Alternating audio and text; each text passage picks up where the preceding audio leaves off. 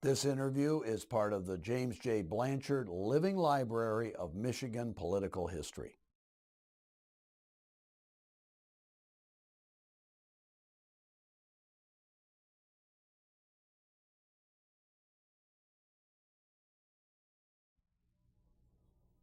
This is an interview of Irving Bluestone, former head of the General Motors Department of the UAW, also board member of the UAW, and many other titles that we'll get to. This is Saturday, April 22nd, 1995. We're now being videoed in the Okemos studio of LTS. Let's start in, Irv, just a few things. What's your personal background, where you were born, where you went to school, and so on?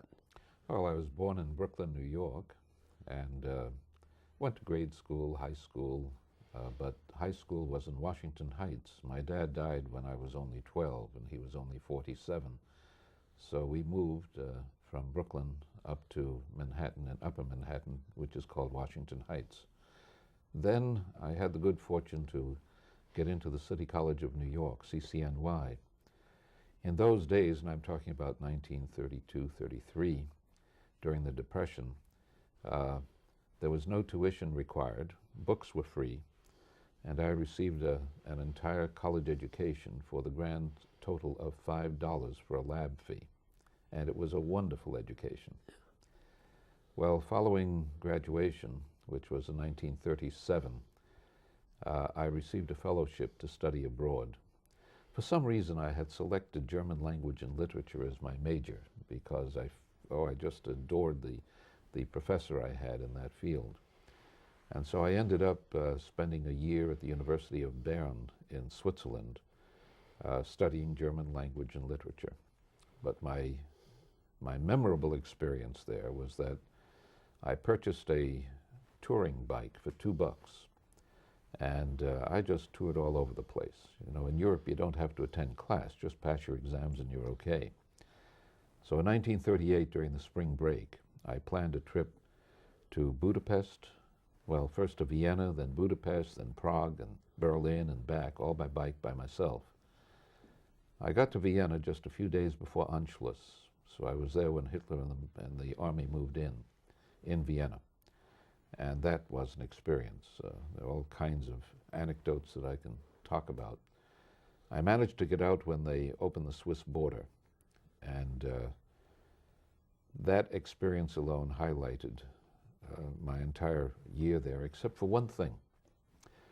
When I returned from Austria after Anschluss, I became involved in an outfit in Switzerland, in Bern, as a matter of fact, which was helping refugees come out of Germany. These were mostly Catholics, by the way.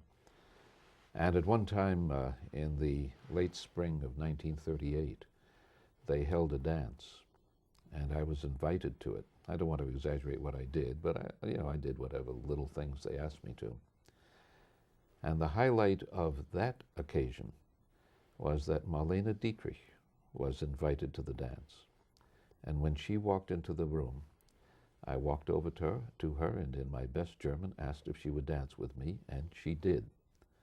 Now, between what happened in Vienna with Anschluss and Hitler marching in, and having to dance with Marlene Dietrich, I leave it up to you to see which ones I remember most. And I'm sure Marlene remembered it too. And you knew enough German so you could get around well. Oh yes, I used to speak German quite fluently. Well, now let's jump from there, do a fast forward. How did you get involved in the labor movement? Well, back in the days when I was at CCNY, there was a small group of us, 3 or 4 others and myself, who did volunteer picket duty for the ILGWU and for the Restaurant Workers Union. So when they needed some extra help, they would call upon us. And matter of fact, on one occasion, I was beaten up a little bit while picketing at one of the strikes at a restaurant in downtown Manhattan. But it was during the days of a great deal of ferment on campus, of course, the entire Depression period, the growth of the labor movement in the 30s as a result of the Wagner Act. All of this was a matter of great concern and discussion among students at school. I refused to affiliate with any of the parties. I said no to the Communist Party. I didn't join the Socialist Party. I wanted to do my thing in terms of whatever I could to help in the struggle that was going on for the workers. And so when I returned from Europe, I had odd jobs here, there, and the other place, and finally went to work at a General Motors plant in New Jersey, became very active in the union, was elected to local union office, became chairman of the bargaining committee, and then in 1945, the regional director for the UAW in the East invited me to join his staff, and that's what I did. Subsequently, in 1947, after the Reuther caucus, to which I belonged, took control of the executive board of the union, Walter invited me to come to Detroit to join his staff here, and that's how we came here. Well, that's a fascinating background. One thing I wanted to show, and I have here a book, Negotiating the Future, written by you and your son. Would you tell us a little bit about the aegis of this and how this developed from the very vigorous, you might say, vigorous relation of collective bargaining to one of a more cooperative relationship? Would you go into your development and your own thinking? Well, leading up to this, Negotiating the Future, in 1970, as you know, Walter and his wife May were killed in the air accident on their way up to Onaway, Michigan. And Leonard Woodcock was elevated to the presidency by vote of the executive board, and that left an opening as a vice president and director of the General Motors Department of the Union. Under the terms of the Constitution at that time, to fill a vacancy in mid-term between conventions required that it be filled by someone who was already on the executive board. Since I was not, I was then the administrative assistant to Walter Reuther. I called around and asked the board members to withhold filling the VP spot, and met with Leonard, of course, and he said that if the majority would agree to that, he would appoint me as director of the GM department. So actually, that's what happened.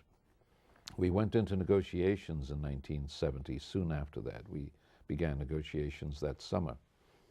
And I asked the negotiating committee for the union in GM, which is made up of peers elected, local union representatives elected by their peers, to put on the bargaining table an issue which I called the establishment of a joint national committee to improve the quality of work life.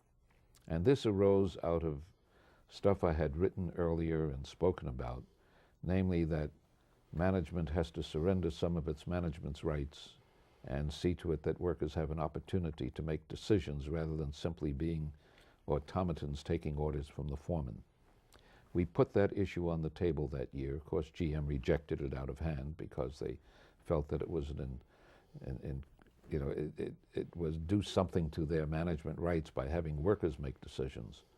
But by 1973, we got them to agree to it. And since then, that issue has grown and moved into other areas of industry and government, I might say. Well, in the early 1990s, my son, who's a professor of political economy at the University of Massachusetts in Boston, and who has been a union member, UAW member. He still is a union member, as a member of the Writers Union, which is now affiliated with the UAW. He and I talked about writing this book, which has to do with joint action between union and management, with empowering workers within the framework of democracy at the workplace to make decisions which heretofore had been denied them. And this is what we wrote about. We went one step further, because in the book Negotiating the Future, what we ultimately advocate is that there must be that kind of joint action in the decision-making process with regard to how a business is run, as well as workplace decisions. And of course, this is highly controversial.